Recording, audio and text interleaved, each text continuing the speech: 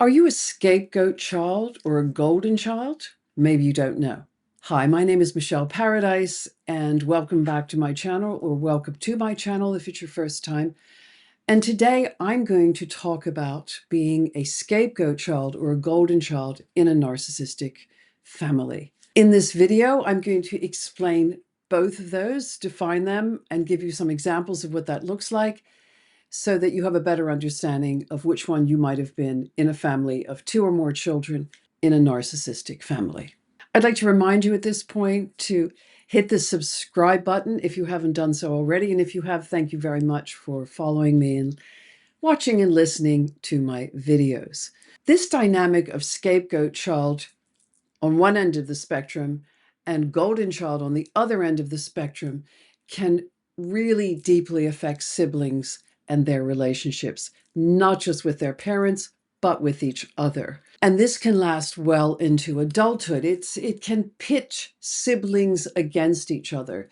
It's not the child's decision or the child's fault, and this isn't about fault at all for anyone, including the parents, but this is about how the dynamic of the family has been set up and what each child is experiencing. So what are the narcissistic parents' motives in this? To understand how these roles are assigned, we first need to understand the narcissistic parent's mindset. Narcissistic parents are driven by their need for control, validation, and their own fragile sense of self. They view their children not as individuals with their own needs, but as extensions of themselves. By assigning roles within the family, they maintain a sense of superiority and control to ensure that their emotional needs get met. The golden child represents perfect reflection of them. We have scapegoat on this end and golden child on this end. So golden child is perfect reflection, and the scapegoat becomes the dumping ground for their frustrations and insecurities. But how do they decide who gets which role? The scapegoat is often the child who poses a perceived threat to the narcissist's fragile ego. That was me. And here are some common reasons why a child might become the scapegoat. Scapegoats are often independent, outspoken, or highly empathic. I'm an HSP, a highly sensitive person, and I'm highly empathic. This independence can feel threatening to the narcissist because it means they can't control this child as easily as they would like to. Another one could be the refusal to conform. If the child questions the parent's authority or refuses to play along with the family narrative, they may be labeled the problem child. And that was me. They didn't call me the problem child, but I was way too curious and I had way too many questions. The third one could be projection. The narcissistic parent projects their own insecurities and perceived flaws onto the scapegoat. This child becomes a mirror for all the things the parent dislikes about themselves, and this is a big one. Fourth could be birth order or personality or temperament traits, and this very much is me. I'm second child, born HSP, temperament trait of HSP. So sometimes the scapegoat is simply the child who doesn't align with the parent's personality or doesn't fulfill their expectations. For instance, if the parent wanted a quiet and confident child, but got a spirited and curious one, that child might be scapegoated. And that was definitely me. I didn't like conform to everything. So this role is incredibly painful because the scapegoat is blamed for everything that goes wrong in the family. They're often the target of criticism, anger, and even outright abuse. Now, mine did not go that far. Yours might have, but mine certainly didn't go that far. But just as painful, mine was lack of attunement, not seen, heard, and validated. So let's move on to the golden child at this end of the spectrum. How are they chosen? How are they created?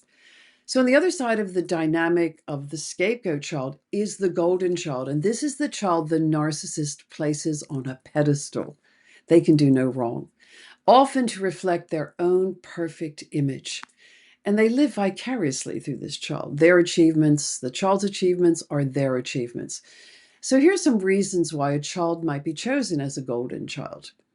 Compliance and validation. Golden children are typically compliant and eager to please.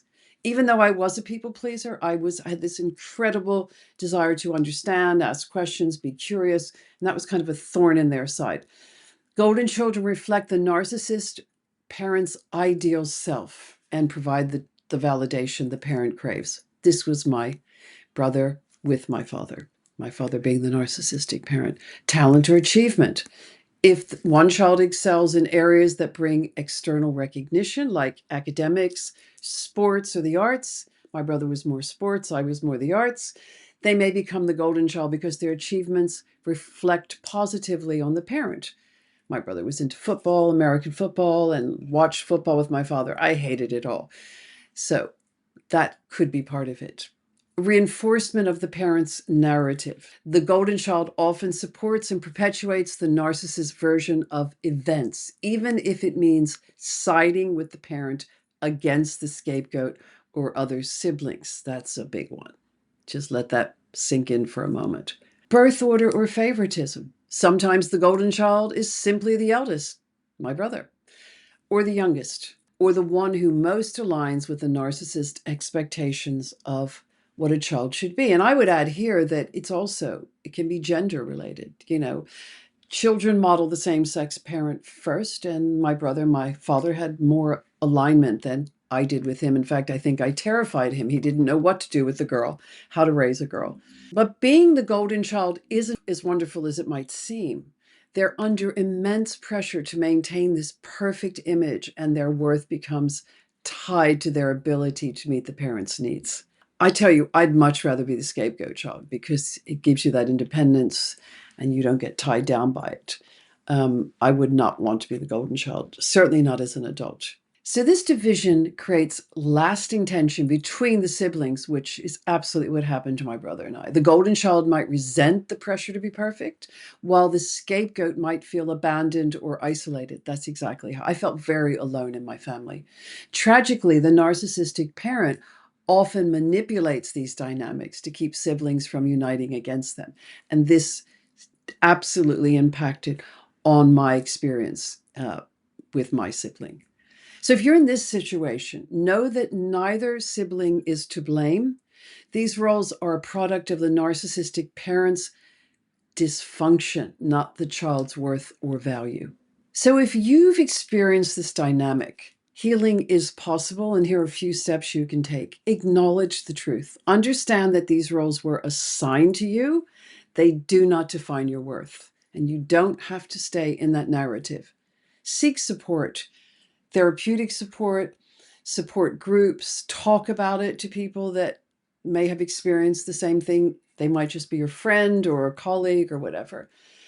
And this can help you process these experiences and rebuild your sense of self. Reconnect with siblings. If possible, work on healing relationships with your siblings, recognizing you were all manipulated in different ways. And that doesn't mean that you say it out loud, because that doesn't always go down very well. Like, you were the golden child and I was a scapegoat child. No, that might activate things that you don't want to activate. And set boundaries. Protect yourself from further harm by creating healthy boundaries with the narcissistic parent for yourselves. I don't recommend saying your boundaries out loud to a narcissistic parent because they can use them against you. They can use them as fuel for the fire in the future. So you want self-boundaries. I will go this far. I won't go that far. Remember, you deserve to live free from roles imposed on you, and healing takes time. But you're not alone, and there is a path forward. And I personally have experienced this. So I want to thank you very much for watching. I hope you found this video helpful, and please comment below and remember to subscribe and hit the red bell for notifications. And all that remains for me to say is I'm sending you lots of healing energy. Stay safe, and I look forward to seeing you in my next video.